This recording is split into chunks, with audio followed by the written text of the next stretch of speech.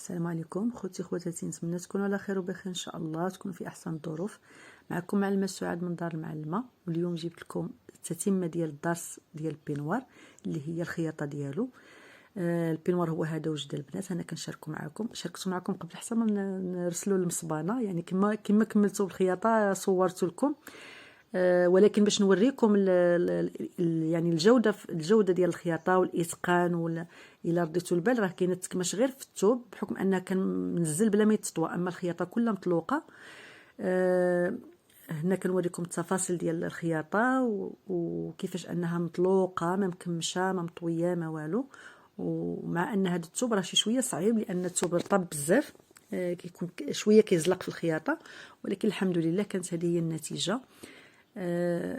الحزام، الجيب ما ركبتوش البنات، ما بغاتش مولاتو، يعني واخا فصلتو ما ركبتوش. وكما لاحظتوا ان البينوار سامبل ما فيه حتى زيادات، كان بالطلب من مولاتو، هي اللي بغاتو هكذا. هذا البينوار دارتو واحد السيده لبنتها باش تشجعها انها تصلي، لان البينوار كيجي سهل في اللبسه، ودارتو لا باش تشجعها. هنا البنات غنبدا معكم التفاصيل ديال الخياطه. هنا لصقت الباندا في الكميمات، لصقت الباندا في الكميمات هي الاولى، وهنا كنوريكم. هنا غيدوز السورجي، هاد البلاصه كلها غتعاود بالسورجي باش كنحيدوا ديك الشناتف وديك الشيء. ومن بعد لصقت الكتيفات، ومن بعد لصقت الكمام، كرانيت الوسط ديال الكم ولصقته مع التراكز، وهبط الخياطه ديالي في الجناب بطبيعه الحال. هنا كنشارك معكم الباندا اللي كانوا عندي جوج ديال القطع، لصقتهم مع بعضياتهم من الوسط، ومن بعد طويتها على جوج. وهنا هذيك الخياطه كنحطها في النص ديال العنق البنات، العنق ديال الجهه ديال الظهر، كنكراني النص وكنبدا البينوار من التحت والباندا من الفوق، وكنهود حتى لتحت حتى الجلايل. من بعد كنقلب الجهه الاخرى وكنقلبها هكذا الجهه اليمين. شفتوا البنات؟ يعني الباندا ديما خصها تكون من الفوق. هذه طريقه كتخلينا نتحكموا في الثوب انه ما يديكالاش بزاف من التحت، وباش كتحكم في القياس ديال الباندا كتخليها دائما هي الفوقانيه.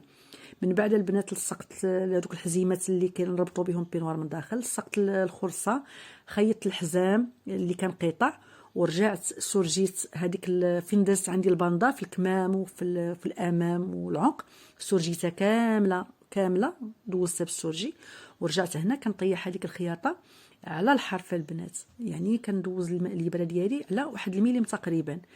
درت على البينوار كامل، بديت من التحت وطلعت ودرت على العنق وهبطت، دوزت البينوار كامل، والكميمات حتى هما بنفس الطريقه. هادشي درتو البنات من بعد ما دوزت السورجي من هذيك الخياطه الاولى.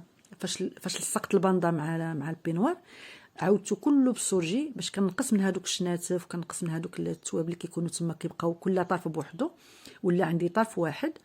وعاد دوزت هاد الخياطه هذه البنات كطيح الباندا، يعني كتخلي الخياطه تجي مطلوقه وكتخليها تجي مفينيه.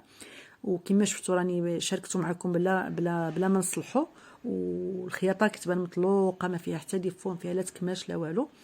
يعني السر هو هاد الخياطه هذه وهذيك الطريقه ديال انني نخدم مره على اليمين ومره على الشمال. فاش كنت كنركب الباندا مره خدمت الثوب على الشمال المره الاولى، والمره الثانيه رجعت الثوب على اليمين باش كنخلي الباندا دائما من الجهه الفوقانيه، حتى هذيك الطريقه كتعاوني ان الثوب يجي مطلوق.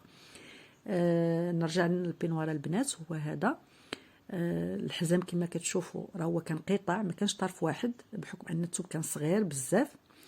ويعني غير يعني كان اجتهاد ان 2 متر ديال الثوب يعني تخرج منهم بينوار، راه اجتهاد، والحمد لله طلع زويون وطلع بسيط وانيق في نفس الوقت. انا كنوريكم هنا هذوك التفاصيل، ديك الخياطه اللي هضرت لكم عليها كيفاش كتجي زوينه وكتجي متقونه، وكتزيد زعما تعطينا تبين لنا الخياطه ديالنا يعني بواحد الجوده.